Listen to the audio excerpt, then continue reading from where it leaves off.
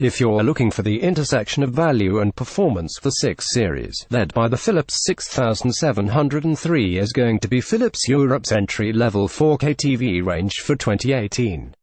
As usual with Philips, there will actually be a number of different ranges within the 6000 series bracket, in this case the 6503 and 6703, mostly differentiated from each other by design. We'll cover the 6503 at some point down the road, but the range we've picked out here is the 6703, as these look set to offer the most attractive combination of features, design and price. Available in 43, 50, 55 and 65-inch sizes, the 6703 series present an attractive face to the world despite the relatively lowly position in Philips' 2018 TV range.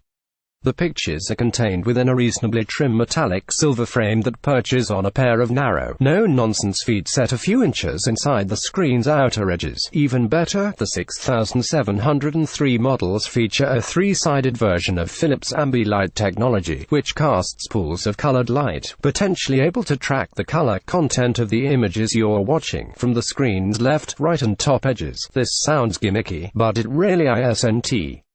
In fact, Ambilight can deliver a more immersive and relaxing viewing experience, as well as add a cool factor to your home entertainment center design. There are a couple of issues with the 6703's design, though.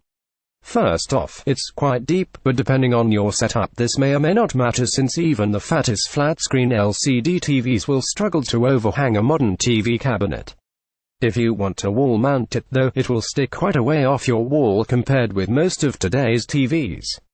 The other problem is that using feet mounted towards the TV's bottom corners could represent a problem if you're looking to put the set onto a narrow bit of furniture. Most 6703 models will feature direct LED lighting systems acting as a backlight to the image, not to be confused with the Ambilight LEDs on the rear, where the light sources sit directly behind the screen.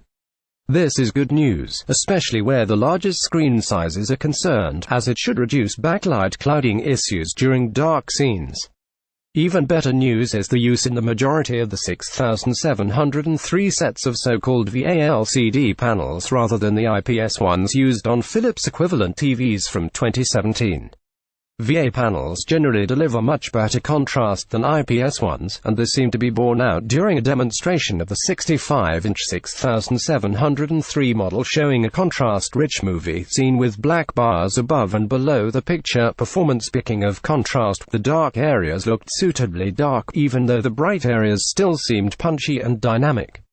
Philips suggested that one screen size in the range may use IPS panels, but it couldn't provide more specific details on which one it might be.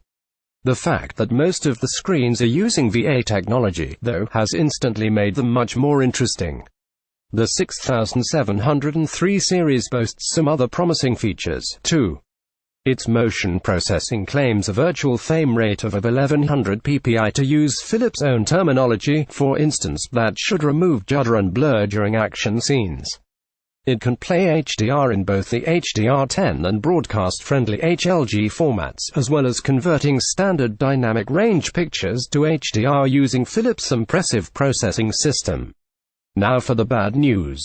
Starting with the fact that its pictures are created using Philips' Pixel Precise Ultra HD processing engine rather than Philips' more recent, much more powerful P5 system. This will almost certainly mean they suffer more noise and reductions in contrast, sharpness and color compared with Philips' more expensive 2018 TVs. The P5 engine starts with the 7 series upwards, including ranges such as the Philips 7303. Having said that, though, even the Pixel Precise Ultra HD system is pretty potent for what will likely be very affordable TVs.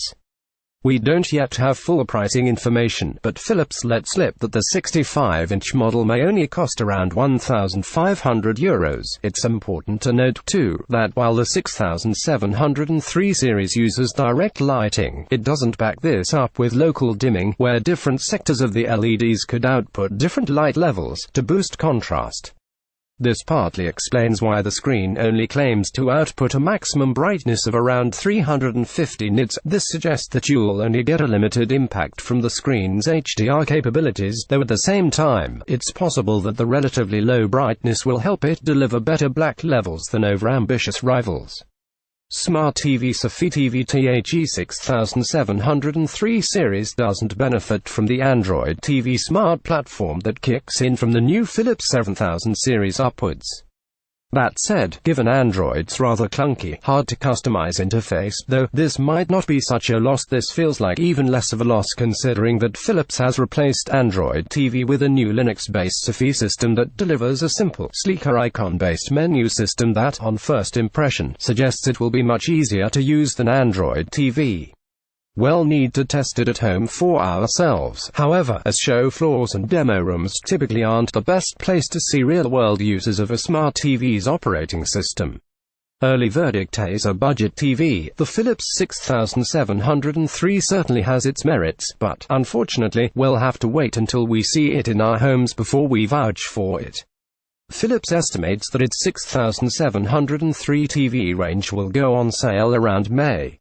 And, from what we've seen so far, it's definitely one to keep your eye on. Here's the entire Philips TV lineup 2018.